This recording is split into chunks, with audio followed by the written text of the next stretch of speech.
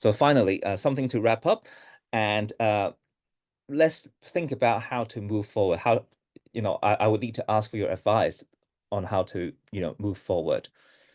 So our agency and determination would drive the research engagement, despite the precarity that I just mentioned and the unclear career pathways. It's not that we can't stay after 3 years of our, Lane B membership, but it does mean because we, as Lane B researchers, we have teaching remission. We can have as much as a 9-hour remission each semester. So if we are lucky. So if we have funding, we can hire relief teachers or substitutes. So that would be another 3 hours off. But still, we have to, tackle what happens if we can't perform well and we have to go back to lane A. So it will be quite, a daunting thing to us. And then we also have to consider balancing the managerial and professional logics. So I think that's crucial to the institution as well, because they know that accountability is important. We have to perform in order to stay in the research lane, because it also means investment in the academic staff to do research. But at the same time, are we getting the respect that we are supposed to have? For example, when I have colleagues who get, almost forced to do a conference talk about green business or green energy. So how does it make sense to me as a language researcher or as a language education researcher? What does it mean to be, listening to what the management says and follow their, quote unquote advice? And finally, when I finished the book chapter, it was 2023. So now it's 2024, and we are moving towards getting the, registering for the CAP 320, going towards the private U. And the situation is highly dynamic. So we are going to become the private U anytime in 3-4 years' time. And this dynamic situation, including the space issues, something that I may not have time to talk about now, as well as other, policies, including the shift of or the change in the length of the Lane B membership from 3 years to 2 years, meaning more rigorous reviews, harsher publication or track record requirement. And this harms the morale of EAP scholars, not just teachers and but also researchers. Okay, so that's all from my chapter. So if you have advice, if you have comments, or if you have questions about what happens in, Hong Kong self-financed tertiary institutions, feel free to ask. I may not know everything, but I can, try. Thank you. Thank you, Eric. That was really, really interesting. I'm going to hand over to Ivona now, where we'll do questions at the end, if that's okay. But I'm sure people have got questions. If people want to put questions in the chat, we can deal with them at the end as well. Okay, thank you. Ivona Winiarska-Pringle. Carol, and thank you, Eric, for your talk. Your slides are far more superior than mine, I have to say, but I'll try my best. I apologize in advance for my voice today. Quite typically, I got ill right on the last day of the term, which every now and then happens on a busy year. So can you see my screen? Yep. Okay, doc. So my name is Ivona Winiarska-Pringle, and I'm at the University of Glasgow. And today I'm going to talk about, well, my talk really will be based on my chapter, but it will extend it slightly so that it's not, that I still encourage you to reach out for the book, which is excellent, and for the chapter that I co-authored with my a colleague and a friend, Ania Roniska. Ania is now based in Glasgow School of Art, which is a separate institution, but she used to be based in University of Glasgow. We used to work together. Our chapter is called Finding Space and Voice, Duo-Ethnographic Exploration of Teacher Agency in EAP. And in that chapter, I am exploring my transitioning to scholarship, and Anya is exploring her transitioning to teaching in the disciplines. So teaching a sort of specific EAP for specific purposes. And today I'm going to focus on my journey, the scholarship journey. I'm going to start with the theory of agency that we used. Is by 3 researchers who explored the attitude of teachers and their reaction to change. It was a big institutional policy change in Scotland where curriculum for excellence was introduced.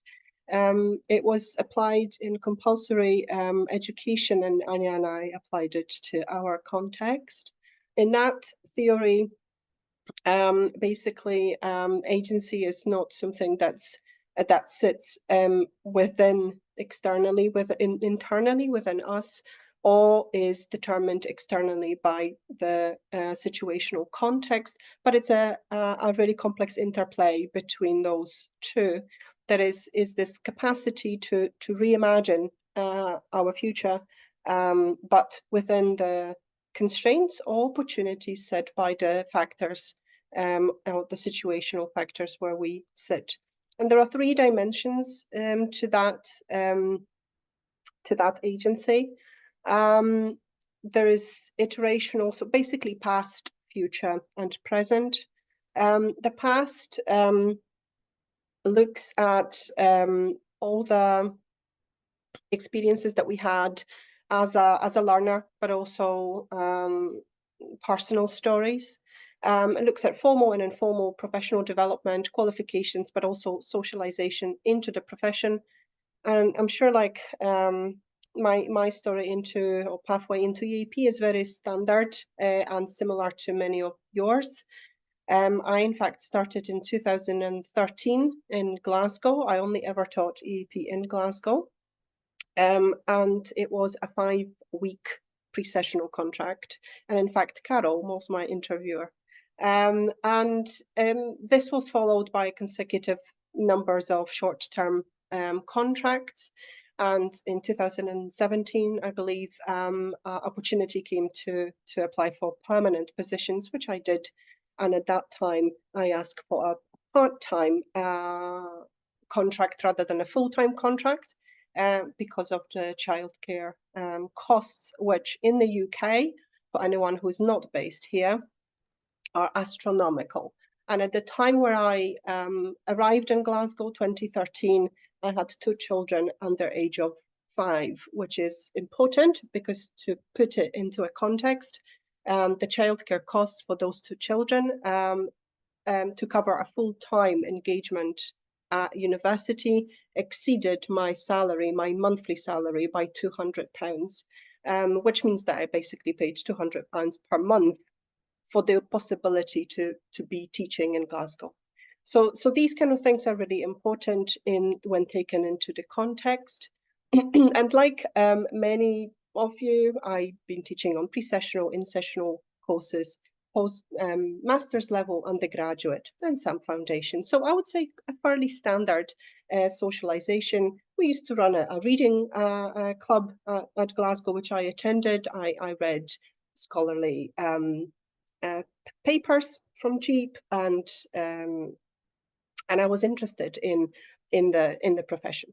The projective or the future dimension of the theory refers to our aspirations and ability to reimagine our future practice. So how we can this is based in our beliefs, and that which are rooted ultimately in our experiences. And these future aspirations can be instrumental or can be inspirational. Interestingly and importantly, the agency is not only determined by the past and the future, but in here and now. And within this framework, there are three elements of what is shaping agency. There are cultural aspects and structural and material.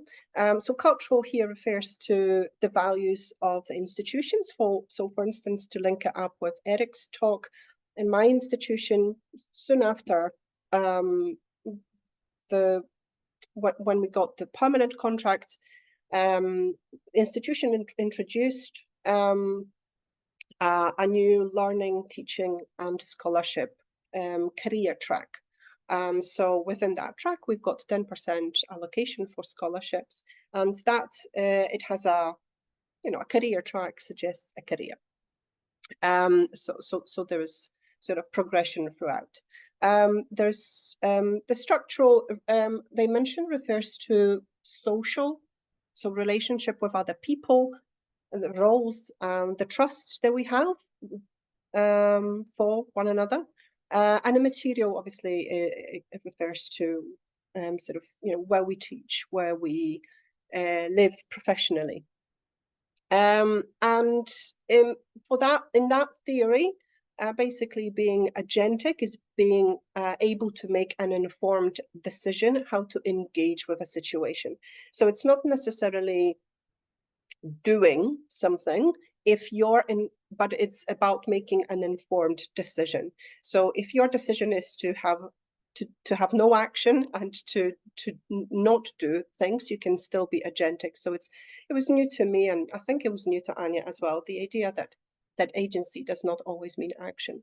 By contrast, not being agentic means that you've got very limited or no options for decisions, which is similar to what Eric sort of described earlier, where you sometimes are not given any choice, or in this case also if you cannot see any choice.